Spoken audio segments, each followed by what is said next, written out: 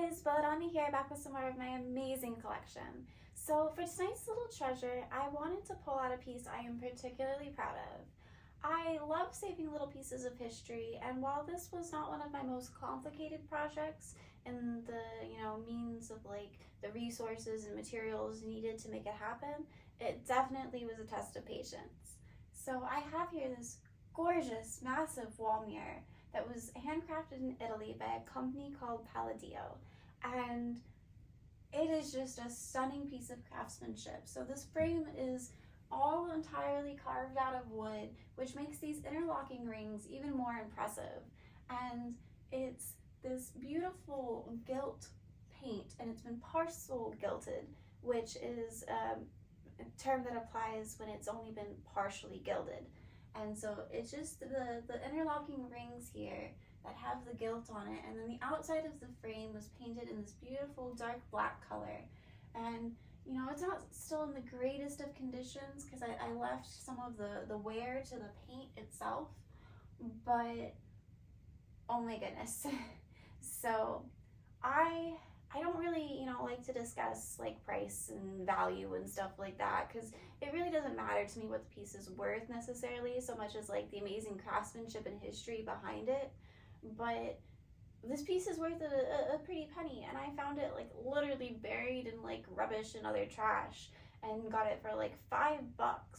And so like I was really happy, to be able to save this from, basically being junked and bring it home with me. But like the amount of work I put into this thing to get it cleaned up was insane. So the mirror was nearly black. It had so much grime on it and all up in under the rings. So all of that is this one solid mirror piece under the rings still. It was almost entirely black, and there was gunk all stuck in under all of these, the spacings, and the frame itself was just like filthy with stuff just stuck onto it, and dirt built up and dust and everything. It was just absolutely disgusting. But it's an older piece, and the gilt paint and everything, I wanted to make sure I didn't damage it any more than it already had been. So I was sitting there with like Q-tips, legitimately like sitting there with Q-tips, going in and around and getting into all of this. I didn't want to use any harsh modern chemicals or cleaners, so I was using a very diluted vinegar and water solution with the Q-tips, trying to avoid getting it on all of this wood, just trying to get all of the mirror cleaned. And it took days. It took me days to get this thing cleaned. And so I managed to get all of the gunk out from inside of the framing, and then I went to the frame and I cleaned that off too with just water, because I did not want to take off any more of the gilt than had already been, kind of lost with the rest of the griming and the age and the wear.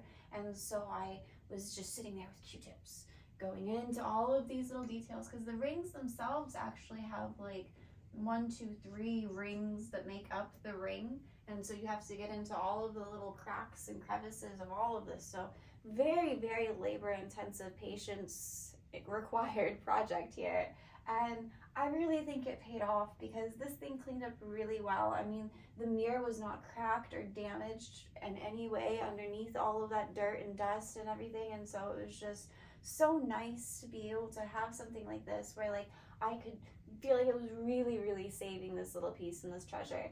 And I just absolutely love things like that. So you'll see that there's other pieces that I'll be showing you that I've done little things to and everything. And like I said, this was not, the most complicated, but this is definitely one of the things that took me the longest, just for something that should have been a simple task of just getting it cleaned up. It was not at all simple, but I'm really, really pleased to have it now. And so, it originally would have gone with a console table, like for an entry or, a small hallway and everything. And the console table was absolutely beautiful. It had the same matching rings all around the Demilune circle. It's a half circle that's kind of shaped like a moon. And it was just absolutely beautiful. I've seen pictures of them together, and I would absolutely love to be able to find that eventually, because how cool would that be? I mean, I've got the mirror finding the console. So until then, I don't really want to mount this on the wall, because it does weigh like over 28 pounds just by itself. and I'm not entirely sure how structurally sound the wiring for the original wiring was, but it looks great just sitting here in my little room. So I hope you've enjoyed getting to see it, and you stay tuned for my next awesome item. Thank you so much.